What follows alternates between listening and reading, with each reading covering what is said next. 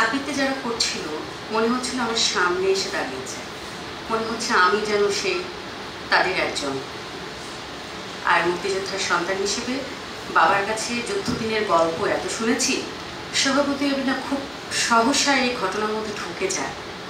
এই কারণে আবেগ তাড়িত হই, যেটা অনেক সময় স্থান কাল ভেদে কিছুটা ব্যক্তিত্বের। যাকে আপার প্রতি অনেক কৃতজ্ঞতা। আপা একটা বই করেছেন, যে বইটাতে যুদ্ধদিনের ভয়াবহ স্মারক যে নারীরা বহন করেছে তাদের সম্পর্কে আছে।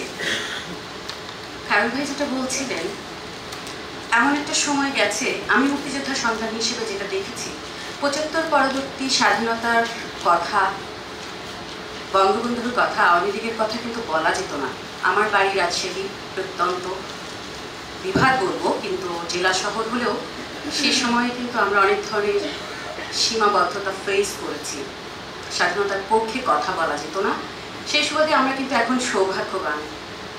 দেরিতে হলেও সাদাবাহারের সাথে যে নারীটি নিবিড়ভাবে তার যৌবনের দিনগুলোর অপার স্নেহ, মমতা এবং কর্মোদ্যম দিয়ে জড়িয়েছিলেন, তার কথা আমরা এই বইটার মাধ্যমে জানতে পারলাম।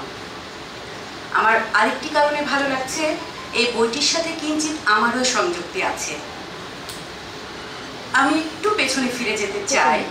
2013-14 যখন আমরা মুক্তিযুদ্ধে বীরাঙ্গনা নারীদের নিয়ে কাজ করছিলাম, ব্যক্তিগতভাবে আমি ঢাকার উপকণ্ঠে, ঢাকার বাইরে ময়মনসিংহ, সিরাজগঞ্জ সহ বিভিন্ন জেলাতে যে বীরাঙ্গনা নারীরা ছিলেন, যাদের সমাজে পরিবারে কোনো ধরনের আশ্রয় প্রশ্রয় ঘটেনি, সেই নারীদের নিয়ে কাজ করতে যেয়ে দেখলাম তারা সমাজে এখন কিন্তু বিচ্ছিন্ন দ্বীপের মতো।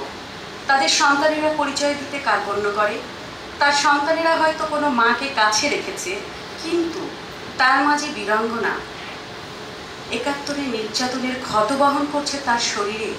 সেই ঘটনা কিন্তু তারা স্বীকার করতে রাজি নয়। আর এই কষ্টবোধ থেকে নারীরা কিন্তু দ্বিতীয়বার, তৃতীয়বার স্বজনদের তারা নিদারুণ কষ্টের শিকার হয়েছে। যে কষ্টটা সমাজে আমরা হয়তো প্রলেপ দিতে চেষ্টা করেছি, কেউ কেউ রাষ্ট্রীয় তরফে কি হয়েছে, মুক্তিযোদ্ধাদের বীরাঙ্গনা খ্যাতি দিয়ে, মুক্তিযোদ্ধা খ্যাতি দিয়ে তাদের কিছু মলম লাগানোর চেষ্টা হয়েছে। এটা বড় উদ্যোগ। এই উদ্যোগটা দেরিতে হয়েছে, এই উদ্যোগটা দেরিতে হয়েছে। আমি বলবো হালিদা আপা আজকে যে কাজটা করেছেন, এই বইটা যদি আরো 10 বছর আগে পেতাম, হালিদা আপাকে যদি আরো 15 বছর আগে পেতাম, আমার মনে হয় আরো 15 বছর আগে আমাদের তরুণ প্রজন্ম, আমিও এক সময় তরুণ ছিলাম, আমি যখন কাজ করতে গেছি তখন কিন্তু সাদাবাহার বাড়ির আঙ্গিনাটা খোঁজার জন্য আমি বিভিন্নভাবে খোঁজ করেছি। ক থেকে খ, খ থেকে গ, মানে A to Z খোঁজ করেছি। খোঁজ করতে করতে করতে আমি 2013-14 মাঠের ময়দানে কাজ শেষ করে শিরিন জাহাঙ্গীরের সন্ধান পেলাম। আমি কৃতজ্ঞতা জানাই শিরিন জাহাঙ্গীরকে। তিনি তার তরফে, তিনি তখন সেখানে অফিসার হিসেবে কাজ করেছিলেন, সহকারী পরিচালক হিসেবে সাদাবাহারে কাজ করেছিলেন। নারী পুনর্বাসন বোর্ডে উনি কাজ করেছিলেন এবং তার স্বামী এস জাহাঙ্গীর, যিনি খুব কাছ থেকে বঙ্গবন্ধুর পাশে থেকে এবং বিচারপতি সোহান, কেএম সোহানের সাথে খুব সাথে সাথে থেকে কাজ করেছেন। এই দুজন ব্যক্তির মাধ্যমে 2014 সালে সন্ধান পেয়েছি সাদাবাহারের প্রত্যক্ষদর্শী কাজের। তখন আমি আপাকে খুঁজেছি এবং আপার ইন্টারভিউ করবো বলে আমি বারবার বিভিন্নভাবে যোগাযোগের চেষ্টা করেছি। দেখা গেল যে আপা দেশের বাইরে বিভিন্ন প্রফেশনাল কাজে ব্যস্ত আছেন। তো আমি তখনই মাথায় রেখেছিলাম যে আপা আপনি যদি, আমি দেরি করেছি, অপেক্ষা করেছি, আমার একটা বই আছে বঙ্গবন্ধুর ভাবনায় নারী উন্নয়ন ও স্বাস্থ্য ব্যবস্থা, বইটা আমি 10 বছর সময় অপেক্ষা করে লিখেছি।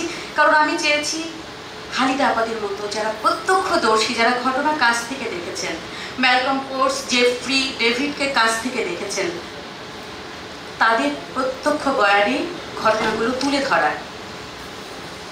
তো অবশেষে 2019 সালে বইটা প্রকাশ হয়েছে এবং এর মধ্যে আপা ফিরে এসেছেন। আপা কিন্তু যোগাযোগ করেছেন আমার কাছে এবং ভালো লেগেছে যে উনি সময়ের সাথে বিষয়গুলোকে, মানে ঘটনাগুলোকে তুলে ধরার একটা তাগিদ বোধ করেছেন। সেই তাগিদ থেকে কিন্তু উনি আমাকে খুঁজে নিয়েছেন যে কেকা আপনি একসময় আমাকে খুঁজেছিলেন, আমি তো তখন ছিলাম না, আমি এসেছি সেই সুবাদে আপার সাথে কাজ করতে। আবার এই বইটা লেখার জন্য যতটুকু সম্ভব সাহায্য সহযোগিতা করেছি। আপার প্রতি কৃতজ্ঞতা, এই বইটার সাফল্য কামনা করছি। আরও কিছু সংযোজন হতে পারে সেটা আমি মনে করি। সেই ক্ষেত্রে আপা যদি কোনো ধরনের সহযোগিতা থাকে আপনার জন্য আমার হাত বাড়ানো থাকবে। আর আপনি আমাদের সবসময় স্নেহের চাদরে রাখবেন এই প্রত্যাশা। গুণীজনদের প্রতি অনেক অনেক শ্রদ্ধা, ভালোবাসা, দোয়া রাখবেন। সবার জন্য শুভকামনা।